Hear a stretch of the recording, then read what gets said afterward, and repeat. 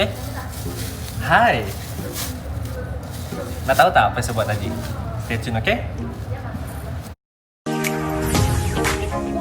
Hello semua, saya Afiq Amanuddin bin Ali, Jurupolis Perubatan Cara Kerja Hospital Umum Sarawak. Anda sedang menyaksikan Borak sama Afiq. What's up you guys? Hari ini seperti yang dijanjikan, saya akan berkongsi mengenai kejayaan saya sebagai Jurupolis Perubatan Cara Kerja.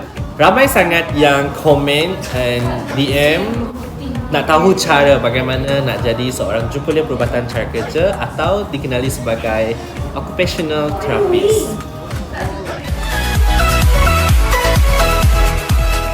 So guys, apa itu Jurupolis Cara Kerja?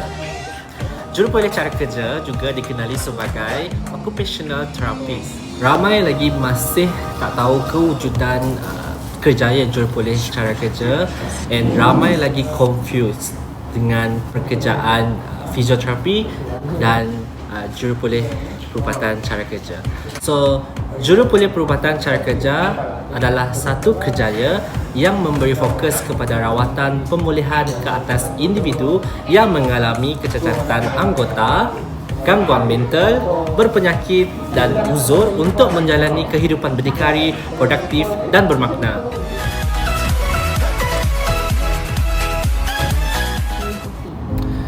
Okey, untuk menjadi seorang Jurupolis Cara Kerja, kebanyakannya semua terapis di Malaysia pun tak tahu idea mengenai kerjaya ini. And then saya sendiri pun tak pasti juga apa itu Jurupolis Cara Kerja pada permulaannya.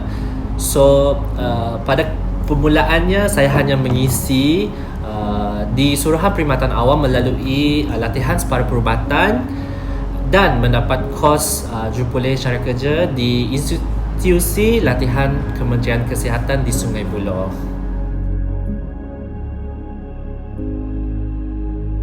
Kos Jurupolis Cara Kerja tidaklah hanya di Institusi Kementerian Kesihatan saja, ianya juga terdapat di universiti-universiti tempatan seperti UiTM, UKM dan swasta juga seperti Universiti Perdana Universiti.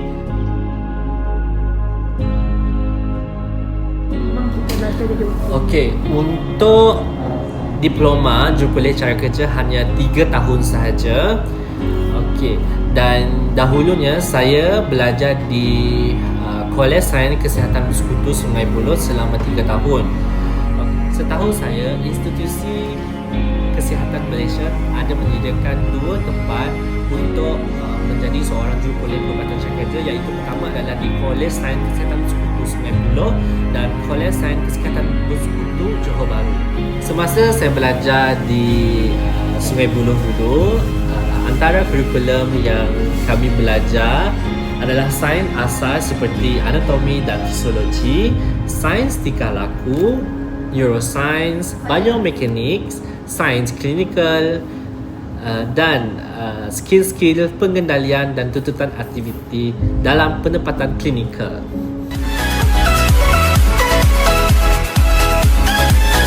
Antara cabaran yang saya lalui semasa belajar sebagai Jurupolis Cara Kerja dulu adalah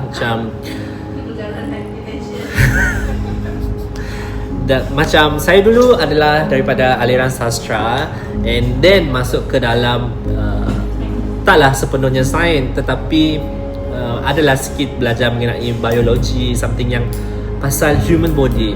So agak tough sikit lah bagi saya seorang yang belajar mengenai aliran sastra. Belajar di Kementerian Kesihatan Malaysia adalah sangat-sangat beruntung kerana kami telah diberikan allowance di peringkat diploma setiap bulan dalam 3 tahun belajar di situ.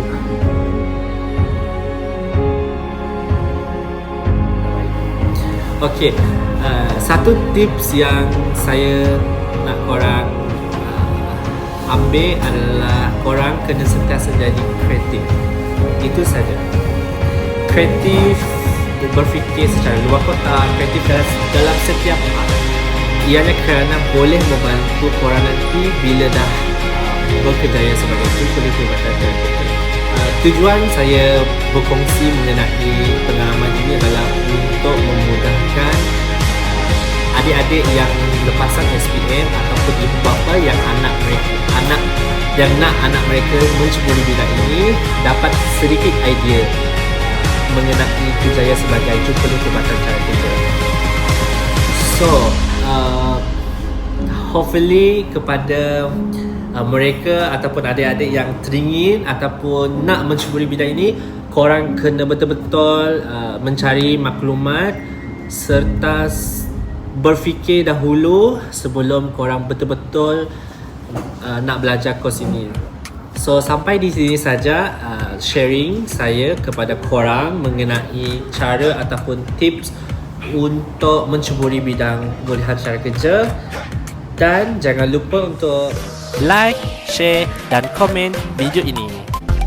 Terima kasih guys.